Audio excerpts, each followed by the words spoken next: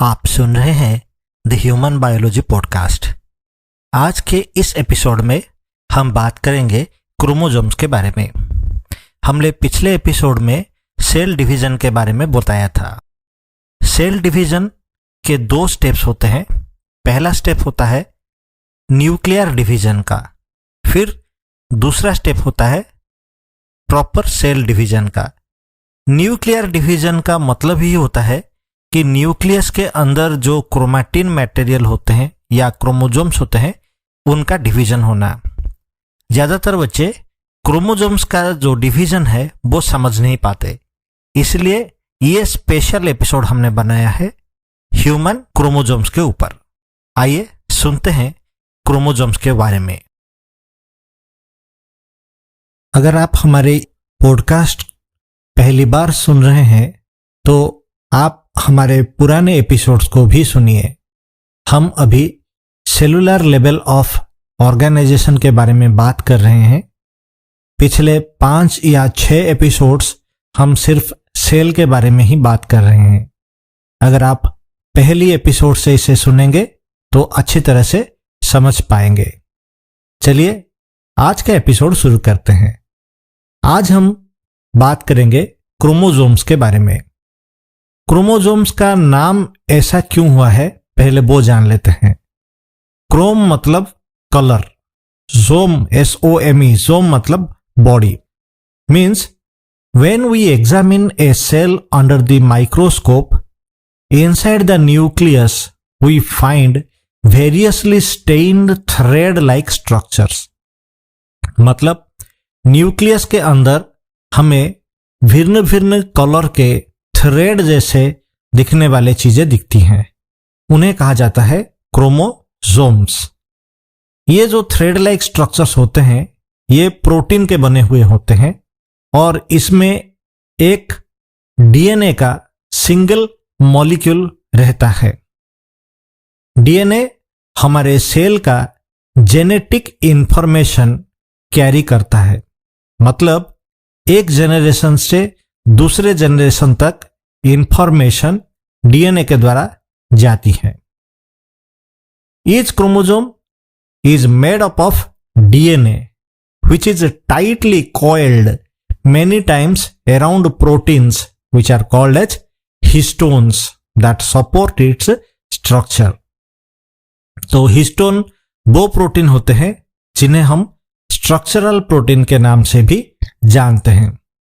Histone के द्वारा ये जो DNA का थ्रेड होता है, एक सिंगल मॉलिक्यूल ऑफ DNA, वो कॉइल्ड होके न्यूक्लियस के अंदर रहता है, जिसे हम क्रोमोसोम कहते हैं। Chromosomes vary in number and shape among living organisms. Most bacteria have 1 or 2 circular chromosomes. Humans along with other animals and plants have linear chromosomes। ये क्रोमोसोम के स्ट्रक्चर पे निर्भर करता है। In fact, each species of plants and animals has a set of number of chromosomes। मतलब हर एक species का chromosome का एक अलग नंबर होता है। एग्जाम्पल ले लिया जाए, जो फ्रूट फ्लाई होता है उनमें 4 pairs of chromosomes are there। 4 जोड़े क्रोमोसोम्स होते हैं। एक राइस प्लांट में 12, कुत्ते में 39 होते हैं।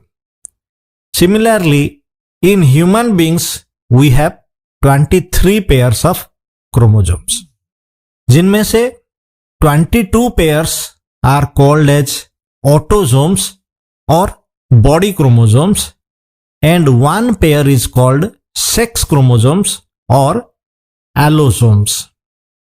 टिपिकली दिखा जाए तो a biologically female individual has 2 X chromosomes. मतलब औरतों में 2 X क्रोमोसोम्स होते हैं, while in a biologically male person there is 1 X chromosome and 1 Y chromosome is there। So these are the genetic makeup of the composition of chromosomes in male and female। Chromosomes are of different sizes. In the human beings particularly, the X chromosome is about 3 times larger than the Y chromosome and it contains about 900 genes, while Y chromosome has only 55 genes. तो हमारे शरीर में जो 46 chromosomes होते हैं, each chromosome carries a single DNA molecule, and on this single DNA molecule we have genes are present. So these genes, they carry the information from one generation to the other generation. Nucleus के अंदर जो chromosomes जोड़े में होते हैं, मतलब pairs में होते हैं, हर एक पेयर में दो दो क्रोमोसोम्स होते हैं. ये जो दो क्रोमोसोम्स होते हैं, one coming from each parent, मतलब आपके पिता और माता का क्रोमोसोम आपके सेल के अंदर जोड़े में रहता है, which means that the children inherit half of the chromosomes from their mother and half from their father.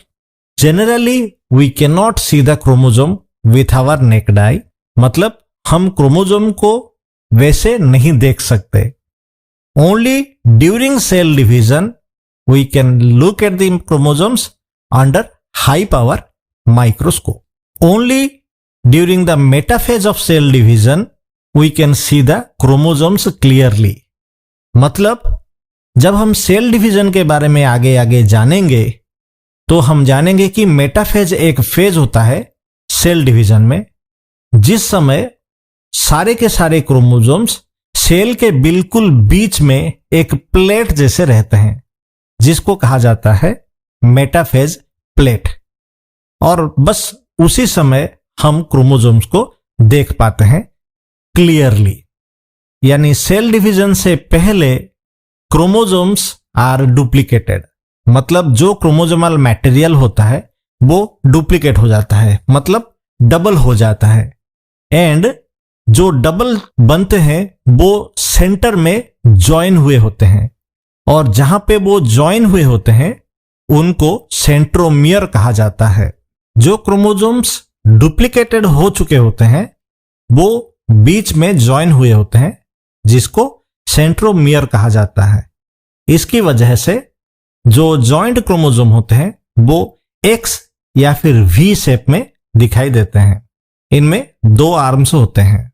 जो छोटे वाले आर्म होते हैं उनको पी आर्म कहा जाता है, जो लंबे वाले आर्म होते हैं उनको क्यू आर्म कहा जाता है. ये जो स्ट्रक्चर है ये माइटोसिस और मियोटिक सेल डिवीजन के अर्ली स्टेजेस में हो जाता है. तो chromatin double helix becomes more and more condensed, मतलब सेल का जो प्रॉपर डिवीजन होता है उससे पहले क्रोमोसोमल जो मटेरियल होता है वो कंडेंस होना शुरू होता है. कंडेंस मतलब एक जगह जमा होना शुरू हो जाते हैं. They cease to function as accessible genetic material. उस वक्त वो जेनेटिक मटेरियल की तरह काम नहीं करते, लेकिन वो कॉम्पैक्ट ट्रांसपोर्टेबल फॉर्म में परिवर्तित हो जाते हैं.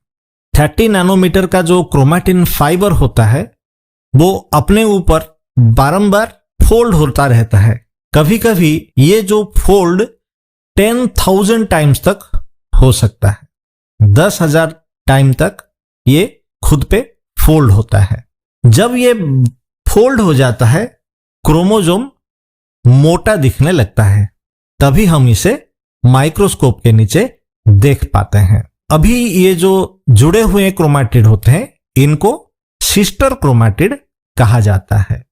माइटोटिक सेल डिवीजन, मतलब जो सोमैटिक सेल डिवीजन होता है उसमें जो सेंट्रोसोम होते हैं वो सेल के ऑपोजिट एंड में चले जाते हैं और वहां से वो थ्रेड्स प्रोड्यूस करते हैं जिसको स्पिंडल कहा जाता है. और ये जो स्पिंडल है ये आके सेंट्रोमियर पे अटैच हो जाते हैं. तो आपको पता है कि सेंट्रोमियर पे डबल हो चुके क्रोमोसोम्स जुड़े हुए होते हैं. जहां पे ये थ्रेड या स्पिंडल्स आके लगते हैं उनको कहा जाता है काइनेटोकोर्स, KINETOCHORES. वहां पे वो फिक्स हो जाने के बाद वो दोनों तरफ पूल होते हैं, मतलब एक ऊपर की तरफ खींचता है एक नीचे की तरफ खींचता है. तो ये जो सिस्टर क्रोमैटिड होते हैं वो अलग हो जाते हैं।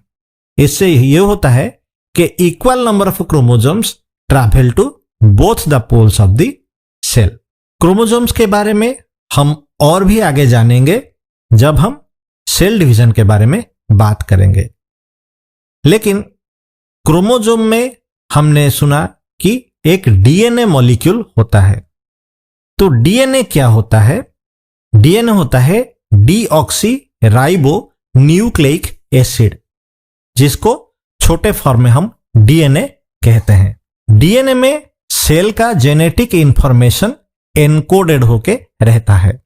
जो 46 क्रोमोसोम्स होते हैं उन क्रोमोसोम्स में जीन्स होते हैं और हर एक जीन में कुछ ना कुछ इंफॉर्मेशन स्टोर हुआ होता है। तो DNA is made up of 2 linked strands that wind around each other to resemble a twisted ladder। मतलब एक लैडर को अगर हम ट्विस्ट करेंगे तो वो जैसे दिखेगा, हमारा डीएनए बिल्कुल ऐसे ही दिखता है।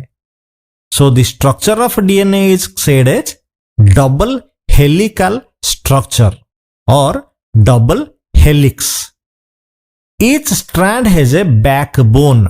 मतलब डीएनए के जो 2 स्ट्रैंड होते हैं वो ऑल्टरनेटिंग सुगर और फॉस्फेट ग्रुप से बनाए हुए होते हैं। सुगर डीऑक्सीराइबोज ग्रुप का होता है और फॉस्फेट ग्रुप उसमें अटैच हुआ होता है। और attach to the sugar is one of the 4 bases. 4 base होते हैं। ए से होता है एडेनाइन, सी से साइटोसिन, जी से गुआनाइन और टी से थायामिन।